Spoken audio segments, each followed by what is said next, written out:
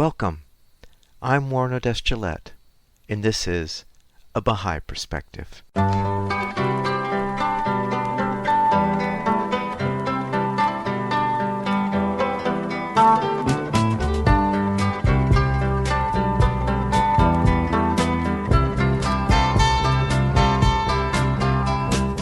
Welcome to A Baha'i Perspective.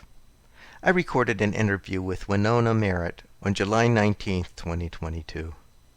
Winnie grew up a poor northern girl who married into a well-to-do southern family and started raising a family in the South in the early 60s. Before becoming a Baha'i, she was involved in promoting racial justice in her own small way. After becoming a Baha'i, her vision broadened and she and her husband moved to Barbados and lived there for 12 years.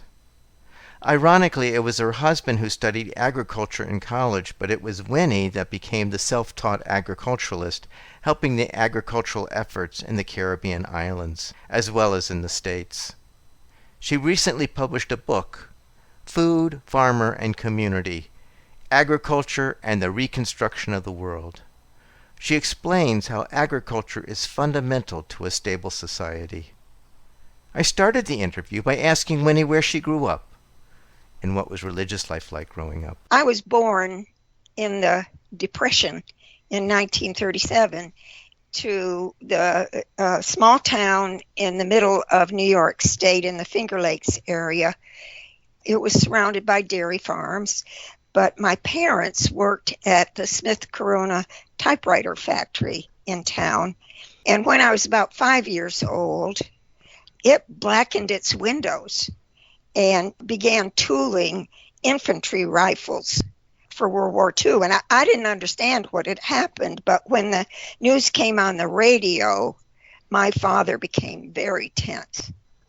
He was an older man, but he could see that it wasn't going well and he would eventually be drafted, which was true.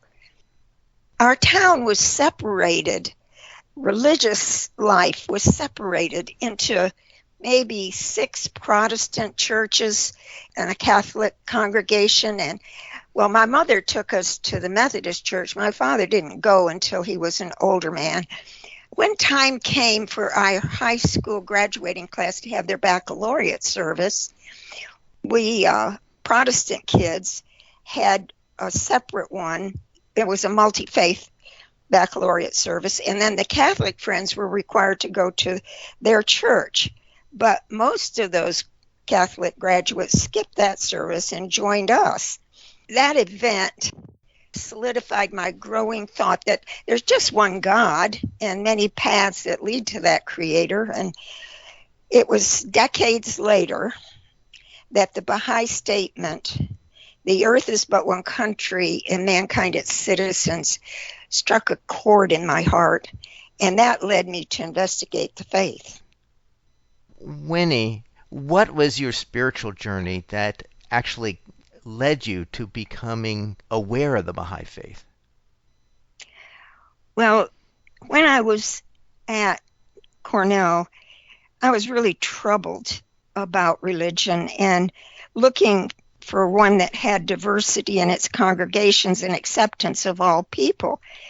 I was in the Methodist Youth Fellowship there, asking questions like, what happens to all the people who've never heard of Christ? If God created them, does he really condemn them for not knowing Jesus? And, well, my soon-to-be Methodist husband was there searching too. He was just out of the Coast Guard and from a moderately wealthy Southern family, I being from a fairly poor Northern background. I was an outspoken Yankee girl. And my family struggled to make ends meet. So it was a culture shock to marry into the South. I'm going to get to how it led me to be a Baha'i, but it was a journey. We went back to his small town in North Carolina. There I encountered segregation and began the journey of understanding systemic racism. It was 1957, just a couple of years after the 1954 Supreme Court decision that declared that separate but equal was not valid and integration had to happen in the schools. Well, we newlyweds were active during that period. I'm saying active in civil rights, but it was low-key. Small town, family who helped founded the town, trying to be wise. We took our children to the family's all-white Methodist church. We worshiped occasionally with the all-black congregations. But it was a fine line to try to walk between family loyalty, and not all of those were racist as such, but small town, as you might have guessed, being loyal to our convictions that racism was wrong. So one day, while I'm meeting with my integrated Girl Scout troop, I came upon a picture of Buddha and of Christ in the Sunday school room of another congregation. And there was a big red X mark on Buddha's belly. Well, it was so blatantly offensive to me that, together with some other circumstances, I began to search for a more inclusive belief system. At that time, I looked high and low. And when I was about to give up on a search for another faith and had decided to try meditation, a Baha'i became my yoga instructor. And he and others helped to teach me and my husband about the Baha'i faith. And that had everything that we'd been looking for. So in June 1973, we both realized that we were already Baha'is. It took me a while because I had been raised to be very skeptical. My mama used to say, if it's too good to be true, there's a fly in the ointment somewhere. I haven't found the fly in the ointment yet, by the way. In this faith, it teaches that all the religions are sent by one creator in a progressive revelation. So I could accept my Bible was the truth, telling about progressive revelation all the way from Adam right through Christ.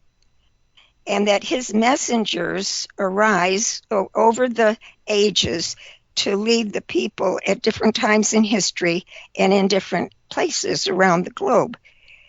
So humanity is really being educated to create, an ever-advancing civilization that's based on spiritual values that are eternal, while the social circumstances are going to change and evolve over the ages. And so there, all my concerns were answered. That's how I came to learn about the faith. So I have a question about your Girl Scout troop, because I just want to get a sense of what the environment was like when you were searching for something more inclusive. It struck me that you said you had an integrated Girl Scout troop. Was that allowed, or was that for some reason okay? That was allowed in that time in the early 1970s. So the schools had been integrated by then. I definitely wanted an integrative troop, and it worked really well. The children became good friends.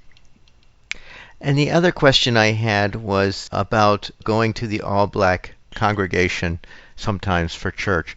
Was that something that you alone and your husband wanted to do, or was it something that your congregation wanted to do?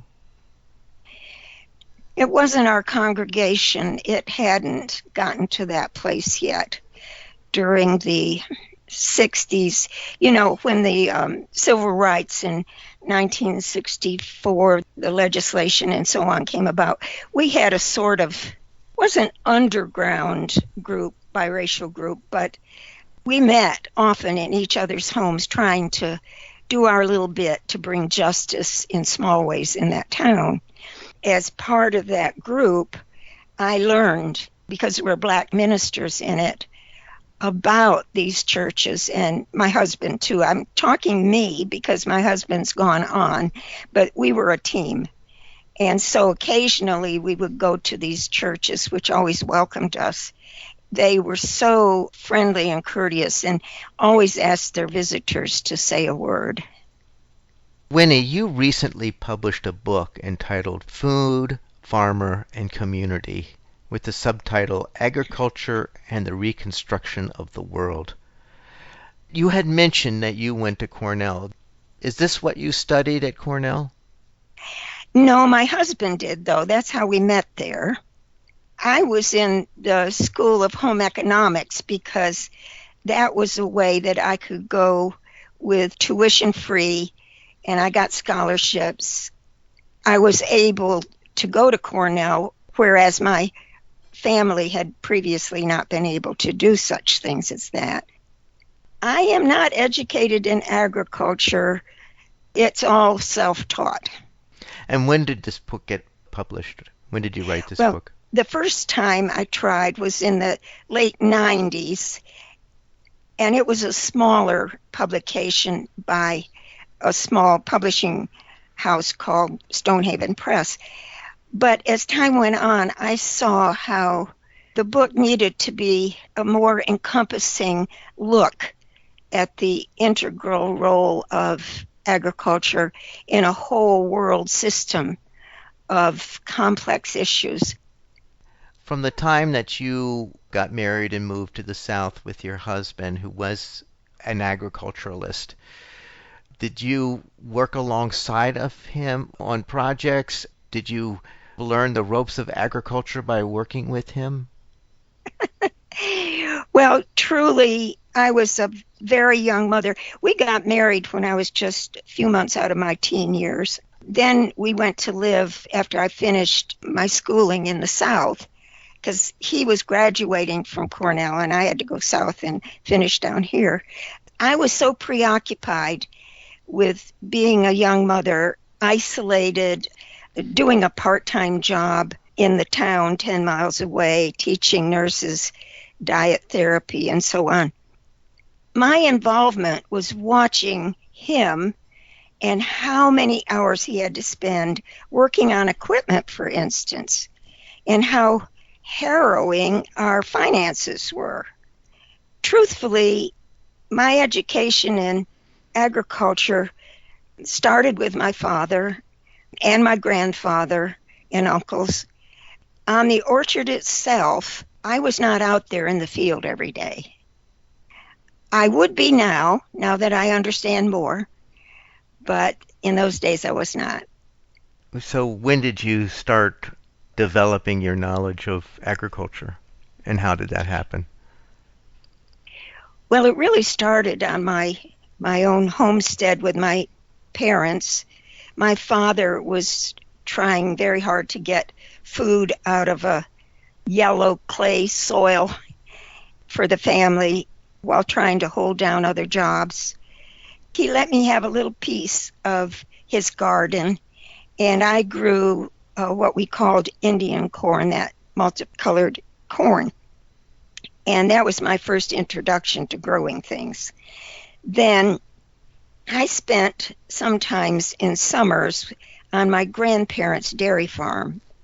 My grandfather worked very hard on that farm, and I saw that he was very intelligent, had intuition about weather and all kinds of circumstances, but it was still a very tough life.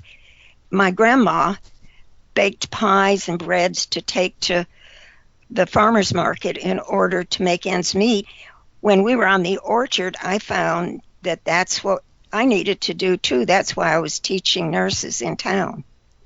It turned out I really had more instinct for agriculture than my husband, who was a natural engineer. It was a growing process. Over time, I became associated with other people after we became Baha'is. And we became Baha'is in 1973. And right away, we plunged into the life of Baha'is. In that work, I met friends who were very interested in agriculture and felt that it was not understood by other Baha'is how important it was. we tried our best to promote it in places like at the Rabbani Trust Social Economic Development workshops in Orlando in the 90s.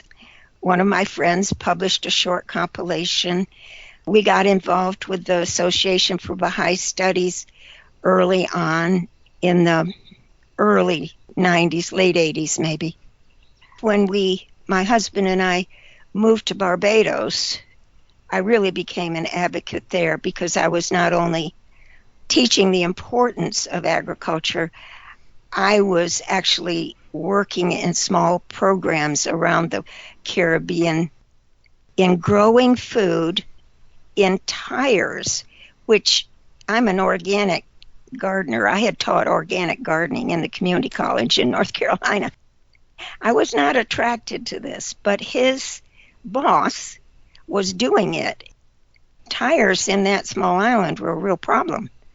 He couldn't go one time to another island, Anguilla, very small, 3 miles by 6 miles, to do some teaching of growing things in tires. The university's women were sponsoring this trip, and he asked me if I would do it. By then, I actually was satisfied that growing things in tires, the most danger was from the outside of the tire. They degrade very slowly inside, and I'd been in touch with Greenpeace and others. So to get on with it, I felt comfortable going to teach about tires and also about composting. It was there that I learned I had an aptitude for this. And by the end of the week, with radio programs and visiting people on the island and seeing that they were burning their tires and that black smoke was going out over the Caribbean Sea, but it's a small island. They don't have a lot of cars. So by the end of the week, or soon after, they didn't have any more tires to make into gardens. And I learned later at a UN conference on the island I was living on that the Anguillan extension officer I've been working with said that it had taken off and that he now himself had an orchard in the tires. And that was because the soil in Anguilla and the climate are very conducive, but their soil is so shallow and rock underneath, and they had to gather it, and the tires were perfect for that. How long were you in Barbados? Well, we went twice as what they call Baha'i pioneers, where you go and find a life somewhere where the faith wants to grow or is growing and needs assistance. And then another time we went and we didn't realize we were being called pioneers because we stayed there for several months. So over time, it accumulated to about 12 years. So you wrote this book, Food, Farmer, and Community, Agriculture and Reconstruction of the World, after your Barbados experience? Yes, It's really recent. It was presented for sale in January of this year. I wanted it so much to be published last year because that was the year of food for the UN, and there were conferences and big discussions and so on. But it was published early this year. Did this book take a long time for you to write? Well, yes. I did depend on the work that I had done to begin with in the late 1990s, but I wanted to enlarge it because the role of agriculture is so much more part of a complex world than we can imagine. I wanted to include resources and texts that I had not included in the first one. So this one has documents from the Baha'i international community to the world about agriculture and food and so on, as well as documents from our governing body of the world, which is the Universal House of Justice. They were not in the previous compilation. So these are extracts of writings from these institutions. That's right, yes. Always included were the writings of Baha'u'llah, the founder of the Baha'i faith, who we believe is the messenger of God for this day, and of his son Abdu'l-Baha, who was very knowledgeable about agriculture, of Abdu'l-Baha's grandson, Shoghi Effendi, who became the guardian of the Baha'i faith after his grandfather passed on. It's an interesting subtitle, Agriculture and the Reconstruction of the World. What is meant by the reconstruction of the world in that subtitle? Well, it comes from recognizing, as Baha'u'llah did, that the world's in great desperation. The principles of the administration of our human affairs have been lost in a disintegration of what we used to think was an orderly world. His words show that we have to pay special regard to agriculture, even above other very important things that have to do with governance of the world.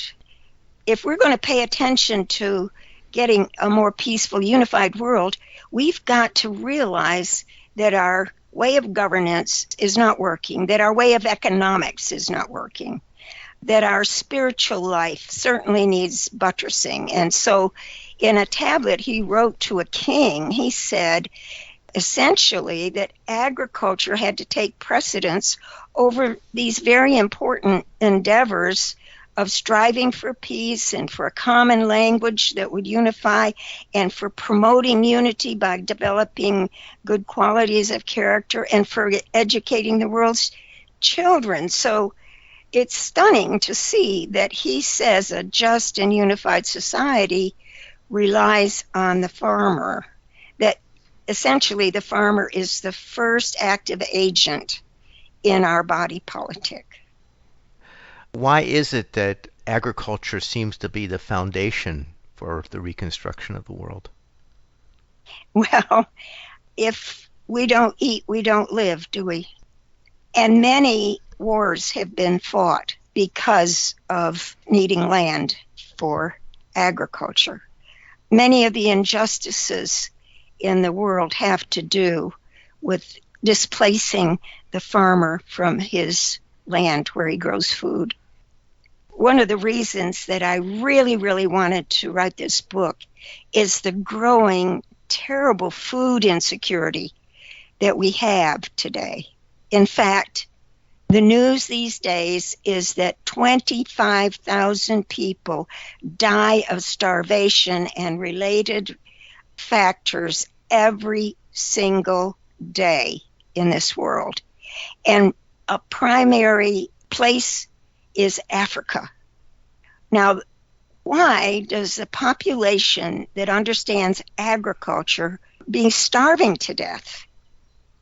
Well, it's all related to many factors, but one of them is drought, brought on by what is now well-documented climate change. And why is that going on? Because the world is not recognizing how intertwined we are in our well-being, and that we are not cooperating and being reciprocal. Those of us who have more wealth are very focused on our material well-being, which means we love to drive cars that use fossil fuel. We love our material goods that depend on fuels, all of which put carbon in the atmosphere, make it heat up. And now, even the more wealthy countries are having fires because of this climate change and the dry air. We are learning very quickly, I think. I hope we're learning that we've got to do something about governance, because if we don't control ourselves, then we will not have food to eat, and more people are going to starve. It's already happening. I want to get back to the way you felt in the 60s with the racial condition that you experienced in the South.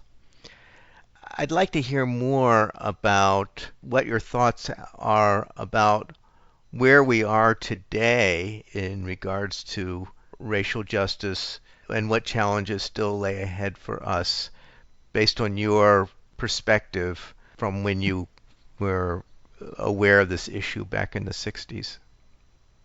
In the 60s, in that small North Carolina town, my first child was 5 years old, born in 1960, just after the poverty program comes in to our couple of county area. We needed to have a Head Start program. Now, my husband and I were already involved, as I said, with this group of folks working on racial justice. It was a biracial group. We had a Jewish woman, a Presbyterian woman, I think 3 black preachers, a black entrepreneur, us, and 2 white ministers, who I think eventually were forced by their congregations and the need for livelihood to begin to take a back seat, which I know had to distress them extremely. Fortunately for us, our livelihood did not depend on our activity. In 1965, one of my friends in this interracial group and I went out to try to find 15 children to start a Head Start class in what was traditionally the black school. We could only, in the short time we had, find 13 children, one of whom was white. She and I put her black daughter and my white son in that first Head Start class at that school. Soon after, when he's in the 2nd grade, the integration has finally overwhelmed the powers that be, and they see they have to integrate the schools. It's slow going in North Carolina.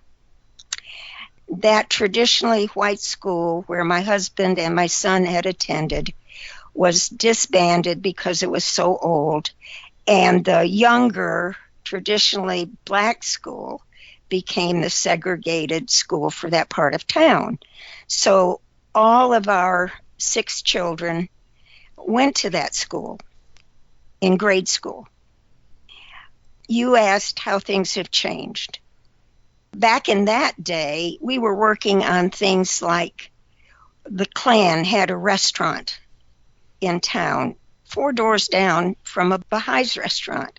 And one day, our very dark-skinned friend decided he would see if it was true what was going on in that restaurant. What were the photographs that were displayed up near the ceiling? So he poked his head in the door, and the Klan leader took his cleaver and said, "Get out of here." The police chief, who somehow knew about us, a good guy, not anyone that was against our activity, called those of us available, 3 women, to come in, and he wanted to find out what was going on. I mean, naturally, he was a little worried. Is the Klan and our group going to have some confrontation? Well, we set his mind at rest. That was the sort of atmosphere in those days. By the way, one of my daughters was fast friends with that Klan leader's niece.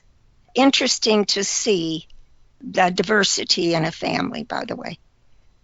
What do you mean by diversity in the family? Diversity of thought.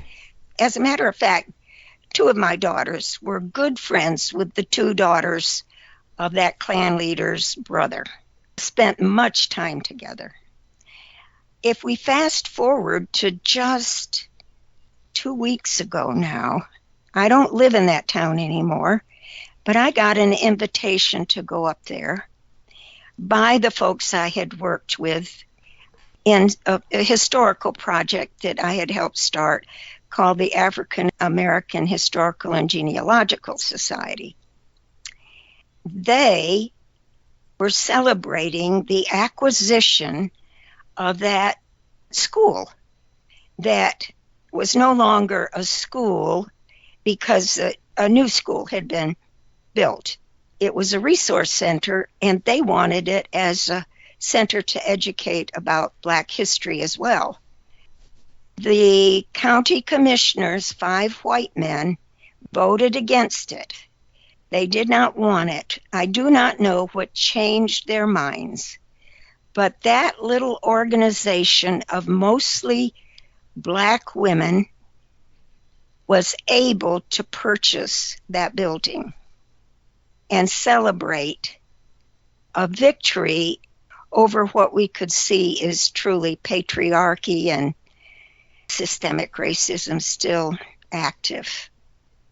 There's another example in my own city here. You want to talk about it? Well, I can, just briefly.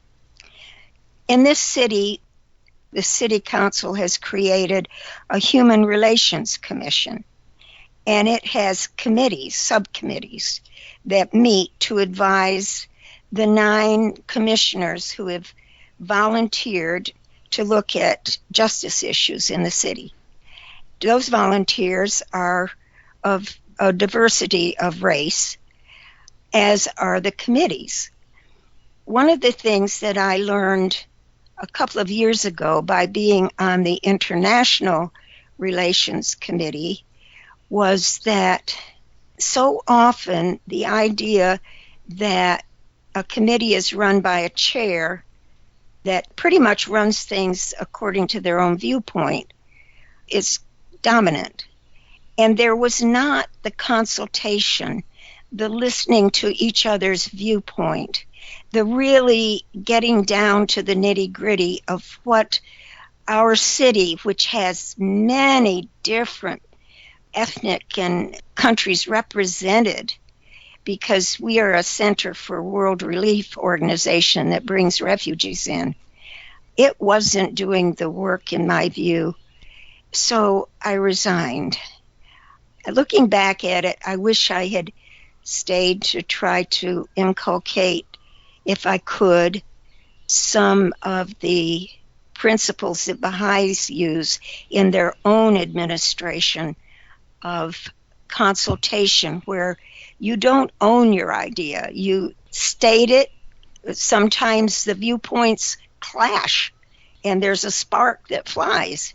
But when you've stated your view, it goes in something like a soup pot in the middle, and it stews around, and out of that comes some decision that everybody works to make happen, so that if it fails, it won't be because somebody was working behind the scenes to undermine it. So now, a few years later, there is a social justice committee, which I am working on, volunteered for, and hope that our Black chairman, who's on the Human Relations Commission, will understand consultation better, and it appeared at our first meeting that he does. Also, at the same time, a group of us have started an inspirational citywide gathering every month to try to bring the different faiths together to work on racial justice. Similar to what you're doing in that arena, the Baha'is have a community building initiative that involves people of all faiths and no faiths. Can you describe this community building process for us? Well, it's bringing people together in neighborhoods. It usually starts at a grassroots level. What it is aiming to do is to bring people together to become friends, to really know each other, listen to each other, respect each other's viewpoints, to help us I guess you could say the words, read our own reality. I live in I guess you would say, moderately low-income neighborhood with a variety of races and ethnic backgrounds. Now with the virus, I'm not able to have the meetings that I used to have in this neighborhood, which were devotional gatherings where you could bring people together and pray and talk about their personal concerns. It's a different time frame right now. What I hope to do is, when the hot weather finishes, to go out in the yard and begin to see if people want to come together and get acquainted. In the meantime, across the street, I've gotten acquainted with one of the soldier boys of that awful war in Africa, the child recruits. He's now an adult man living here, worrying still about his family in Sudan. But we have become friends. I take him vegetables and flowers, and just 2 days ago he brought me organic carrot juice. Next door neighbor is African American. He and I are good friends over the fence, and we help each other out. I deliver food and things to the children next door. I just did it today. They love my flowers too. They're a family from Central America, and there are two families from other countries in Central America across the street that I deliver food to. So it's a somewhat transient neighborhood. So my African American friend is the one that knows me the best and that we have been friends for a long time. That is the beginning of what I hope will be a community that, if dire circumstances happen, we will come together because we will know each other, care about each other, and take care of each other. That's what community building is. And around the world right now, Baha'is everywhere are having conferences where we are inviting friends to collaborate with us on this process. Many of them already know how to build community, but it's not necessarily a multi-faith, multi-ethnic, multiracial community. Those are some of the efforts that are going on in community building. And I think Abdu'l-Baha told us that if we're going to advance in society, we have to have cooperation and reciprocity. That starts on a very personal, local level. What direction do you think your life would have gone in if you had not found the Baha'i faith? In the 1970s, my beloved Blue Ridge Mountains that I looked out on from my back door, where our orchard had been, were being bought up by the mafia. And our government was in trouble, big trouble, because of Watergate. I was getting severe headaches because the pollution of the cities was driving up against the mountains, and I was breathing polluted air. All of those things made me very troubled. I was raising a young family. I wondered if God had left us alone. That was part of why I went looking. But in the meantime, I got an ulcer. And when my doctor told me that, I was cross with myself because I knew that the anxiety about the world was the reason that I had succumbed to an ulcer. I don't think, if I had not found the Baha'i faith, that I would have developed a multitude of skills too, that by going pioneering, initially by working on racial justice in the U.S., I wouldn't have developed those skills. I did little puppet shows with friends when we had international potlucks at that little town in North Carolina, and we invited a diversity of the population, and we did the puppet show for the children. When I went to Barbados, we developed puppetry that ended up on UNESCO as a video that went to over 20-some countries.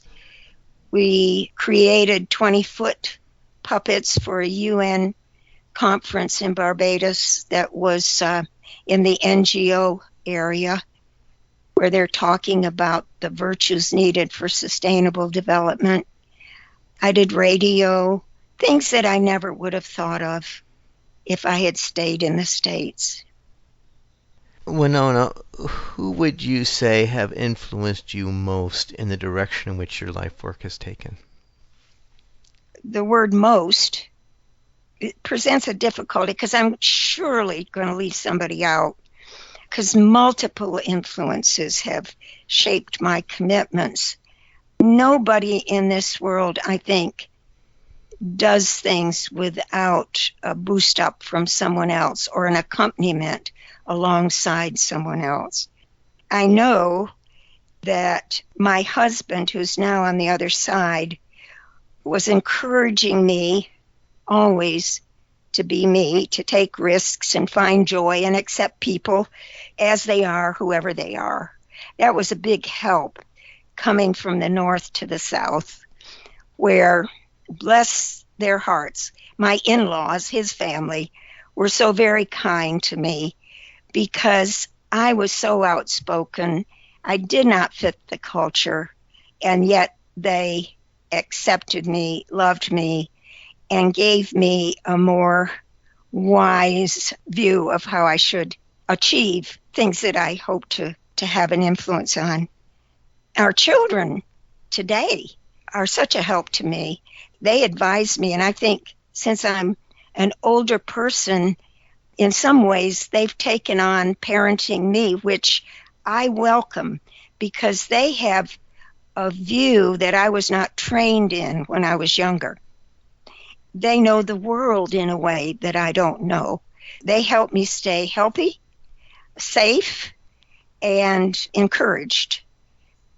My father loved nature and animals and trees and growing food, so he influenced me. And my mother also loved growing things, but she was so much about the underdog, she called it.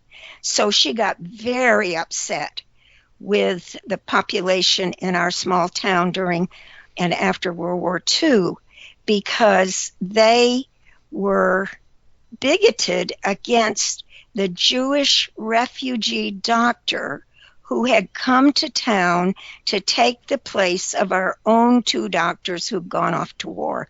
Here he was coming to help our health situation in the country that his own country was at war with, and yet they were not friendly. My mother was very upset with that. His daughter, Heidi, became my dearest friend. My aunts were teachers, and they were encouraging me to go to Cornell, well, to any university, because no one in my own personal family had done that yet. And then there's my Latin teacher in high school who helped me actually get into Cornell because she'd gone there and she knew the ropes. I'm also indebted to the professor of civil liberties course that I took that gave me good advice on going to the South, how to use wisdom. I wasn't so good at it at first, but I kept his advice in mind and I learned over time. I'm still learning though. I think I mentioned my grandparents. My grandfather had a dairy farm. By taking me on vacations as a child, I learned to love the rural life and to also understand its challenges. One great debt I owe is to the Puppetry of America Association, because I was in Barbados and they were having their first workshop in Connecticut, and they were having the Henson puppeteers come and teach it. those people that From you the see on the Muppets. Muppets. Yeah.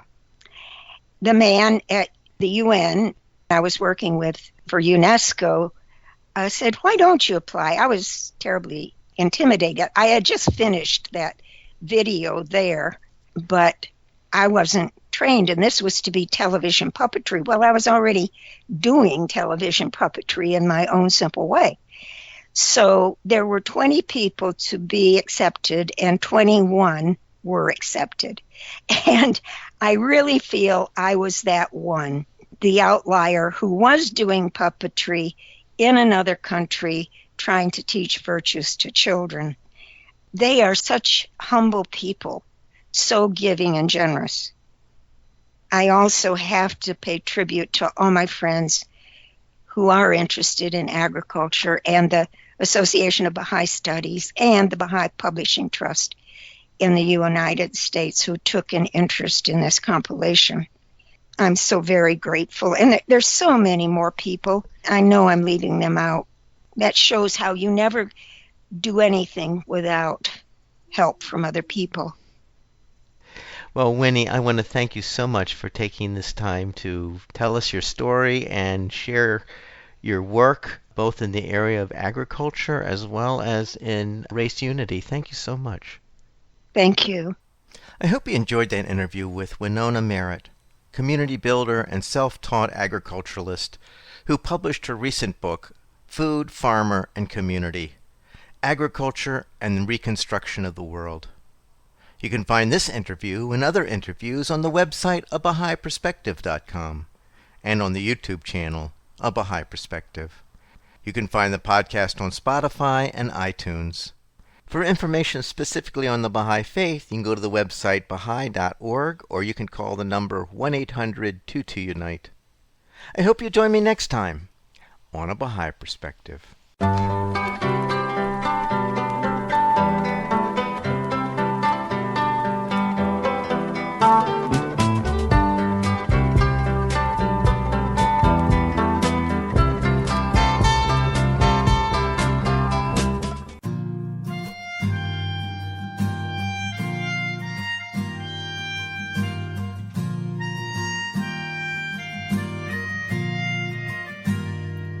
Every time I see you turn your face toward the sun, I see you shine, I see you shine. And every time I see you use your own two hands to serve, I see you shine, I see you shine. And through your kindness and your mercy, I am struck by the sight, and I wonder where you get your strength, your will to sacrifice. Then I see the shadows disappear and faces become bright, because you shine, because you shine. And say, let your actions day by day become beautiful praise. Let your actions day by day become beautiful praise. Let your actions day by day become beautiful praise. You bring your light to everyone when you turn your face toward the sun.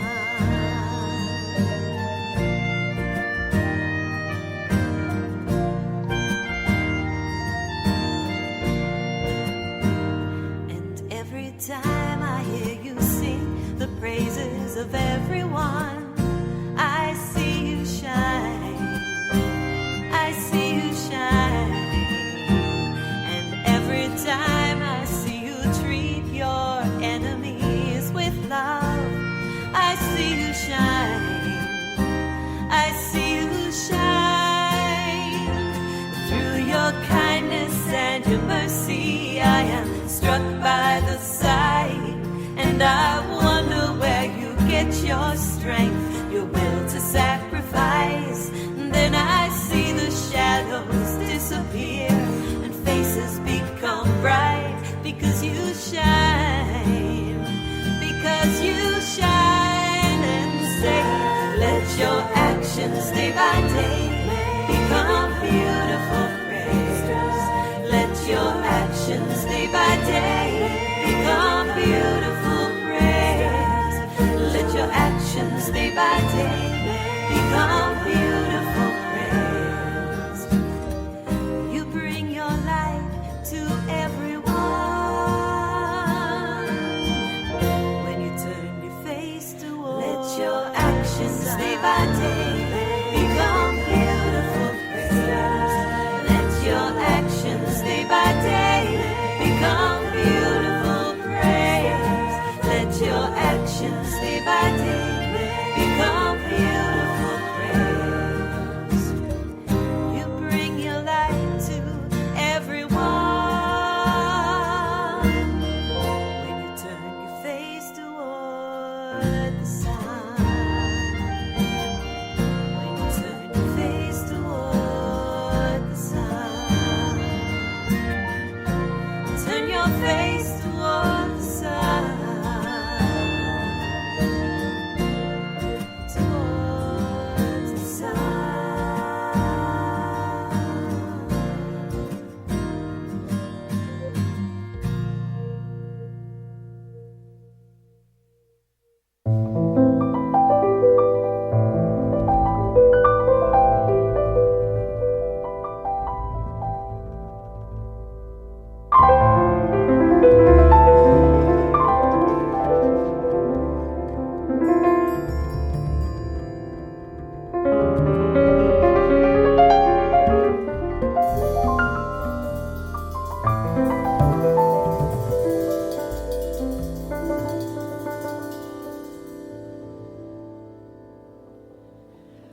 Once there was a tiny seed sleeping in the stony earth.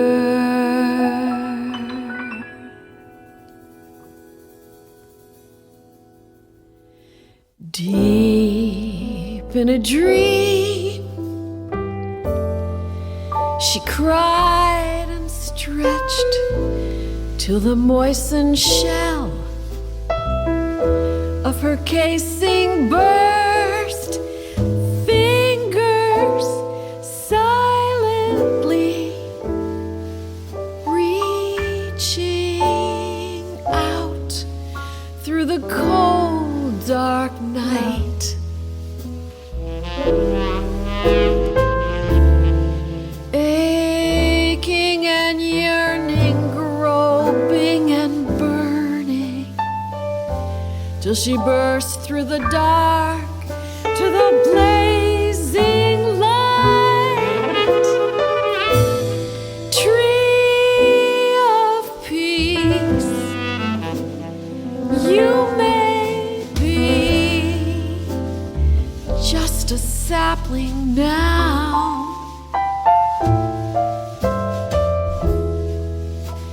still I know your destiny